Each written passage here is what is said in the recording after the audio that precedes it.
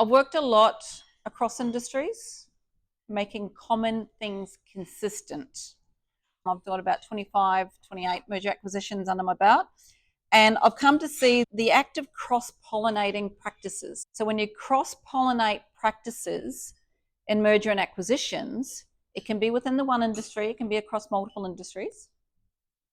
When we're looking at that cross-pollination, we're really looking at what is the benefit? What's the case for change? What's the benefit of bringing all this together?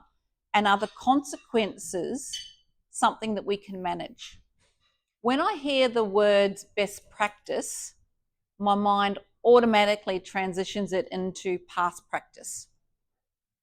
Because I come from those years of consulting where it got drilled in, oh, best practice, best practice, best practice.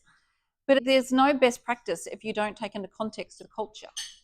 So my perspective on the cross-pollination between industries, even within the same industry, is it's easier for tech, less so for ways of working, and significantly challenging from a culture perspective.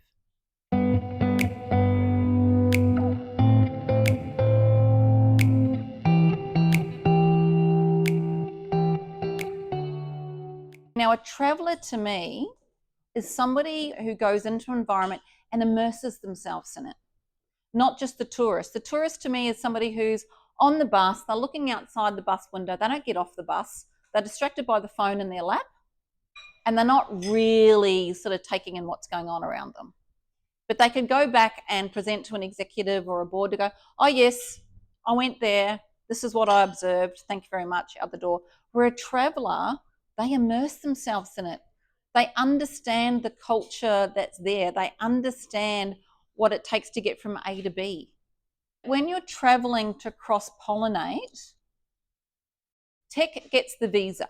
You get a clear pass. Quite often you've got a good piece of technology managing large data in mining.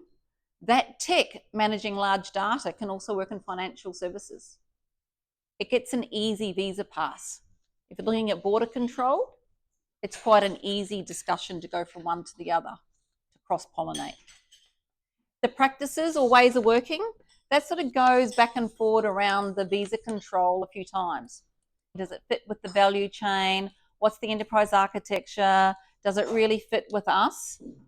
Really just looking at the ways of working, it goes around the traps a few times, but culture gets stopped at the border. And culture to me is the context conversation. So we can quite often have a conversation that you are a tourist, not a traveller. You're a tourist, you're on the bus, you're looking out the bus window, you're distracted by the phone in your lap. You're sort of thinking, oh, there's a good way of working. We've got a good way of working, and that'll work in their way of working. Oh, yep, it's the same value chain. Let's just do it. But if we haven't looked at the context, if we haven't looked at how that's going to culturally fit, then we fail from the very beginning. If I'm working in a transformation team and a transformation team is bringing some ideas to the table, I typically create a list of 4 or 5 things of not to do. One of those not to do's is use the word best practice. Because even as a human, as we all are, you stand there and somebody says to you, oh, look, I'm coming to you with best practice. How does that make you feel? Does that mean everything that you've been doing the last 3-4 years is not good practice? We can all say that there's areas that we could do better, do more if we had time to do it. But if somebody comes in and says we've got best practice, it really demotivates a workforce.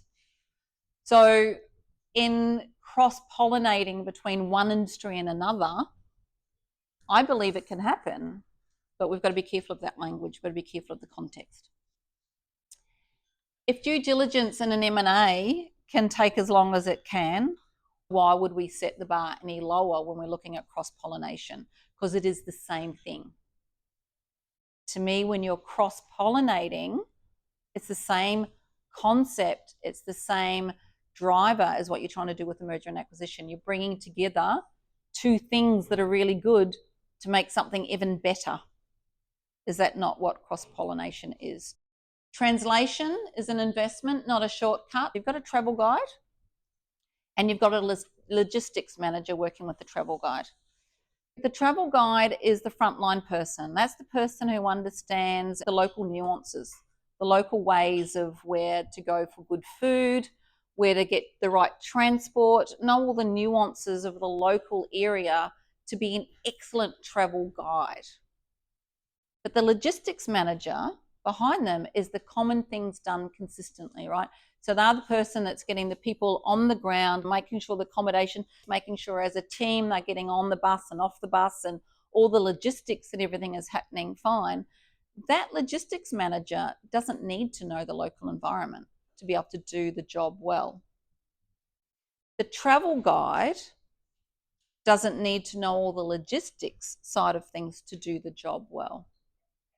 But the combination of the two makes an exceptional experience for the traveller. So if we think of that, you've got your frontline person. They understand the industry, they understand the language, they understand that there could be a value chain in a financial services the same way as a value chain in mining. There are common points, there are uncommon points, but there are many that are common, but they're just called different things. That's the connection between the travel guide and the logistics person, is bringing the two together. So if we're looking to cross-pollinate between industries or even within an industry, it's the combination of the people that understands the language, the culture, the nuances, with the person behind the scenes that understands the tech, the practices, the ways of working, and all the rest of it that we're looking to get a benefit from. The cross-pollination, it's not a one-way flight. It's a round stop with stopovers. Those who work in merger and acquisitions will know that very rarely do you get the benefit 100 days post go live, day one.